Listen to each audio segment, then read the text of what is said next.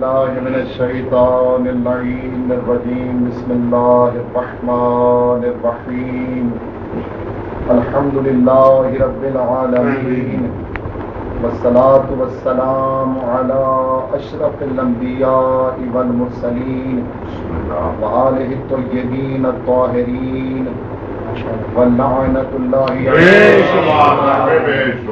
من يوم ظلمهم إلى يوم الدين أما بعد فقد قال الله تبارك وتعالى في القرآن المجيد وفرقان الحميد وهو أصدق القائلين وقوله الحق بسم الله الرحمن الرحيم قد جاءكم من الله نور وكتاب مبين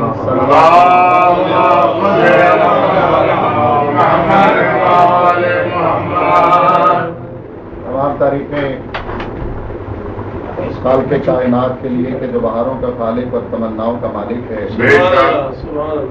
محمد مقدس کے لیے کہ جس کی ذات آیات سے مخصوص ہے، کیا کہنے باسب قیاس اس واجب الوجود کے لیے کہ تمام ممکنات ہستی جس کے آفتاب وجود و کرم کی ایک شعاع ہے. تمام تر تعریفیں اس آنے کے لیے کہ گلشن عالم میں کھلنے والا ہر گل جس کی صنعت ہنر کا اعزاز و کمال ہے، ہر اول سے پہلے بے شک، ہر آخر کے بعد ہے، جس سے قریب کوئی قریب نہیں اور جس سے بعید کوئی بعید نہیں، جو حاضر و ناظر ہوتے ہوئے بھی غائب ہے، غائب ہوتے ہوئے بھی حاضر و ناظر، جس نے عالم امکان کو خرقہ وجود سے نوازا، اپنے بے پناہ احسانات میں سے احسان عظیم کے طور پر جسم، نفس اور روح کے مرکب انسان کی ہدایت کے لیے اپنی بزم قدسی میں سے انوار مقدسہ کو قبائے بشری میں ملبوس اس طرح نازل فرمایا کہ کوئی اس کے احسان کو سمجھ ہی نہ سکے. سلام ہے محمد و اہل بیت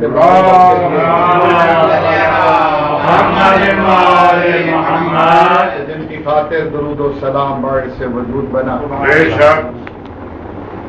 ارشاد خداوندی ہو رہا ہے قد جاءکم من اللہ نور و کتاب مبین. علماء منطق نے ایک اصول دیا کہ جب بھی کسی کے پاس کوئی آتا ہے تو دیکھا جاتا ہے کہ کون آ رہا ہے، کہاں سے آ رہا ہے اور کیا کرنے آ رہا ہے. لیکن جب بیچنے والے کے حوالے سے دیکھا جائے گا تو دیکھا جائے گا بھیج کون رہا ہے، کہاں بھیج رہا ہے، کیا بھیج رہا ہے اور کس لیے بھیج رہا ہے.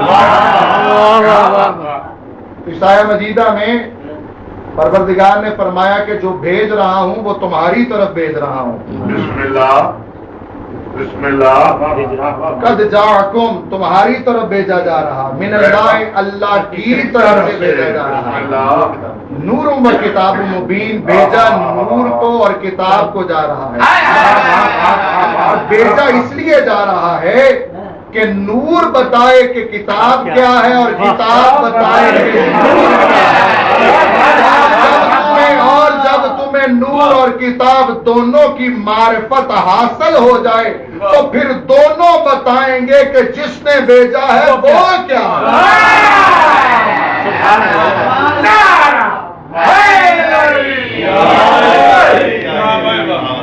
ایک اور اصول ہے اردو ادب میں کہ جب بھی گفتگو ہوتی ہے تو ترتیب کو ملحوظ خاطر رکھا جاتا ہے.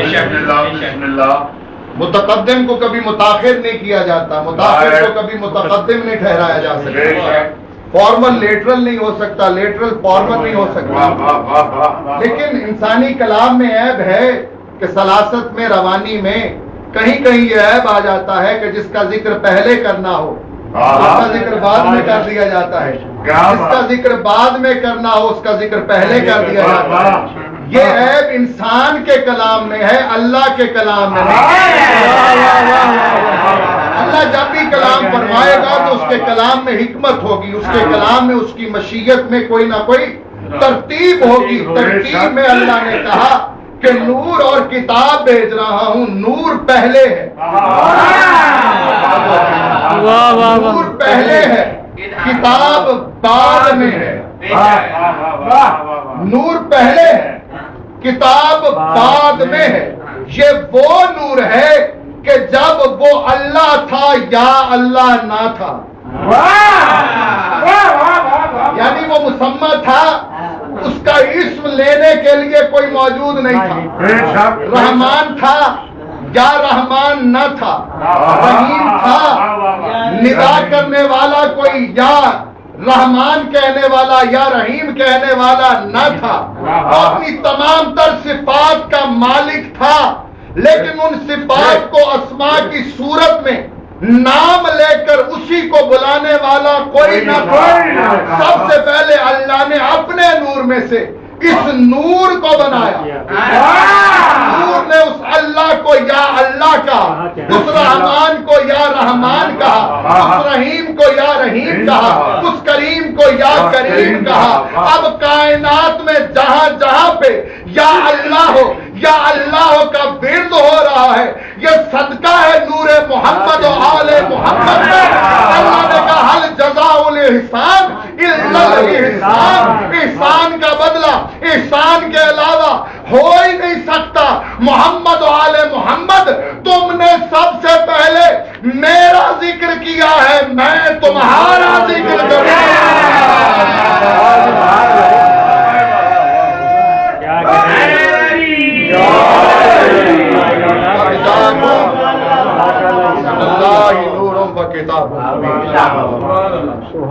नूर और किताब आ रहे हैं।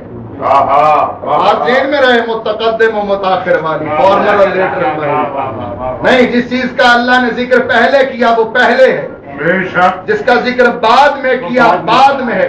अल्लाह ने कहा अगर कुरान से तुम्हें समझना है तो मेरे रमजान से समझ लेना।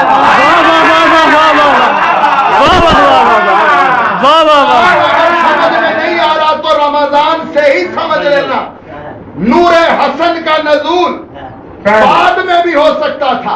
15 रमजान को नूरे हसन का नजूल करके आखिरी अशरे की ताक रातों में से कुरान का नजूल करके अल्लाह ने बता दिया नूर पहले आता है, किताब बाद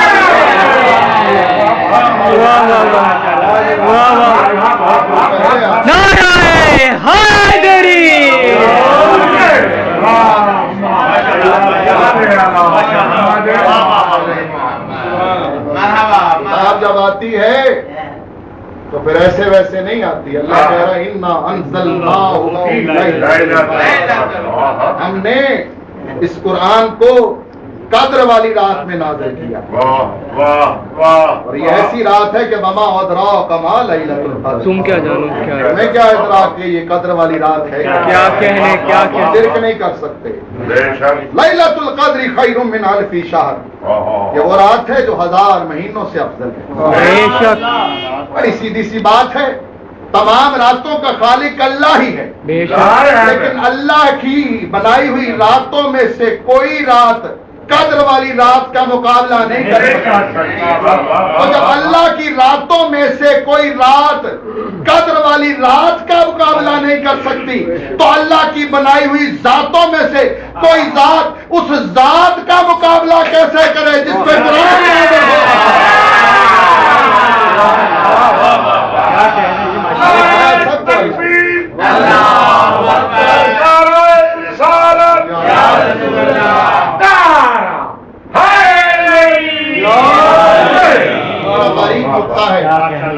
बुजुर्गों को सबक सुना दिया जाए, माशाअल्लाह माशाअल्लाह, और नौजवानों तक पैगाम पहुंच जाए कि तरतीब यहाँ भी है।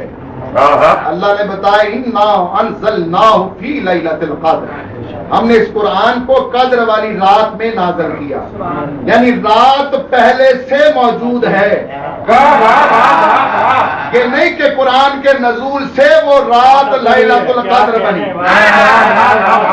नजूल कुरान से पहले ही लैलतुल क़द्र थी। तवज्जो है, लैलतुल क़द्र पहले है तो फिर उस लैलतुल क़द्र में नजूल कुरान हो रहा है। पहले से आपके ज़हन में था कि 15 रमजान को جس نے امام حسن ہونا ہے. وقت ابھی آیا نہیں, پہلے سے معین ہو چکا ہے. تو ظرف زمان اور ظرف مکان پہلے سے موجود ہے, مظروف بعد میں آ رہا ہے. توجہ ہے بھائی, ظرف زمان میں سے لیلۃ القدر پہلے ہے, قرآن مظروف بن کر بعد میں نازل ہو رہا ہے, کیونکہ مظروف سے پہلے ظرف بنایا جاتا ہے,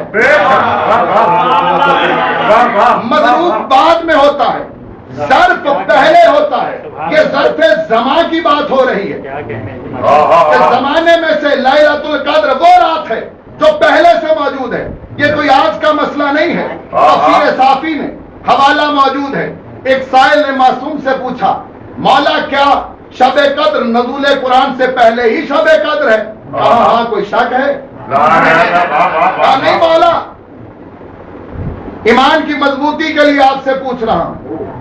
مولا پھر یہ بتائیے کہ آخر اس رات کو یہ فضیلت ملی کس لیے کہ نزول قرآن سے پہلے ہی یہ لیلۃ القدر ہے؟ مولا نے مسکرا کے جواب دی, اگر سننا چاہتے ہو تو سن بھی لینا اور سنبھل بھی لینا. کائنات میں جس رات میں ہماری ولایت کو واجب کیا گیا وہ لیلۃ القدر ہی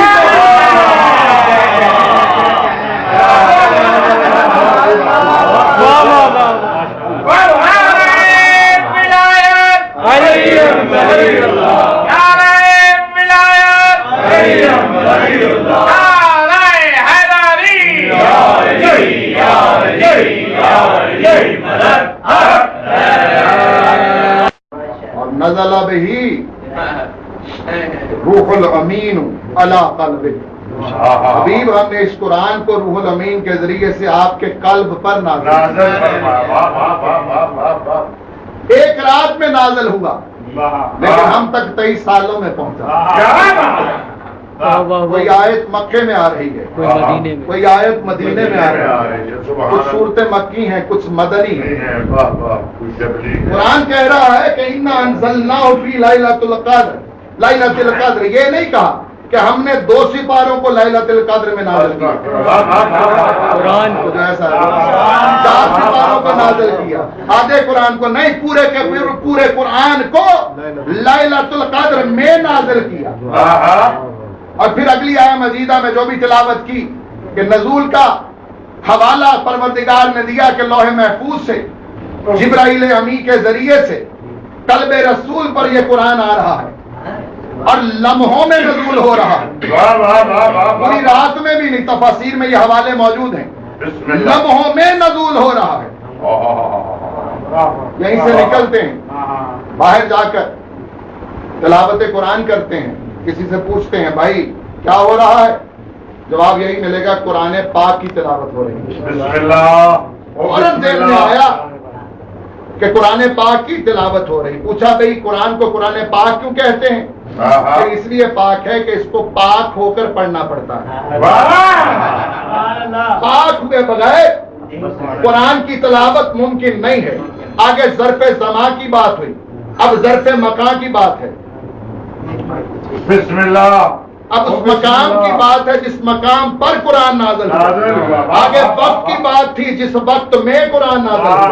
اللہ نے کہا میں نے قلب رسول پر قرآن نازل کیا. قرآن پاک ہے تو قلب رسول بھی پاک ہے. لیکن رسول ذہن میں رہے, ظرف پہلے پاک ہوتا ہے, پھر مضروف اس پاک ظرف میں آتا ہے. قرآن پاک ہے مگر قلب رسول پہلے پاک ہے. اب ہم کیسے مان لیں کہ غار حرا میں جبرائیل آئے, سینہ چاک کیا, کیا نقطہ نکالا اور قلب رسول کو پاک کیا؟ تم نے قرآن سمجھا ہی نہیں ہے. اللہ نے ظرف کو پہلے پاک کیا, مضروف قرآن پاک بعد میں نازل کیا. جب اللہ کے نزدیک قلب رسول اتنا پاک ہے کہ قرآن کے نزول سے پہلے اسے پاک رکھا ہے, تو وہ آغوش کتنی پاک ہوگی جس میں رسول پر